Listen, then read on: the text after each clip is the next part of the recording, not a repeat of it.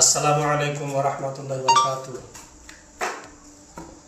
বন্ধুরা, আজকে খুব বিশেষ একটা গাছ লয়ে আইছি আপনারা সামনে। এই গাছটা খালি গাছেই না, আল্লাহ রাব্বুল আলামিনে এই গাছের মধ্যে এতটুকু গুণাগুণ রাখছে যেটা নাকি ভাবনার বাহিরে এটা।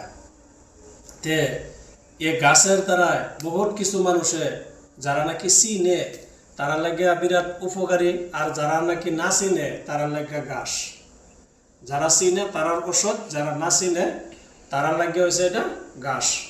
তো এই যে একটা গাছ লয়েছে, এই গাছটার নাম জানি আপনারা কি কই, এটা ডল গাছ বললে কয়, এটা ডল গাছ বললে কয়। এটা তে যে সব বাচ্চারা নাকি কান্দা কোড়া করে, বহুত কবিরাজ দেখাইছুন, কান্দা কোড়া থামাই তারা না, বহুত তাবিজ কবজ ব্যবহার করছুন, বহুত ওষুধ ব্যবহার করছুন, তবু বাচ্চার কান্দা থামে না, খালি কানতেই তাহে। তাহলে এই গাছটা আপনারা সুন্দর করে চিন্তা রাখুন। লাস্টে দেখা এই গাছের ফটো সুন্দর করে আমি দেন, ব্যবহারও দেন। তো এই গাছটা একটু ব্যবহার আমি করে দিতেছি। এই যে ডোগা দেখতেছুন, এই যে এরম্বর ডোগা শনিবার বা মঙ্গলবারে 7টা ডোগা উড়াইবেন। 7টা ডোগা যে উড়াইবেন, যে বাচ্চা কান্দা কোড়া করে এই বাচ্চার নাম লইয়া হারিয়া আপনারা উত্তর দিকে ফিরিয়া এরম 7টা ডোগা উড়াইবেন।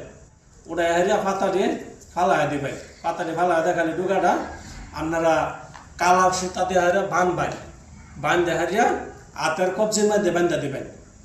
7টা ডোগা উড়াইতে লাগবো। ইনশাল্লাহ দেখবেন বাচ্চার কান্দা কোড়া ইনশাল্লাহ বন্ধ হয়ে যাবো, আর কান্দা কোড়া করতো না। আল্লাহ হাফেজ। বাস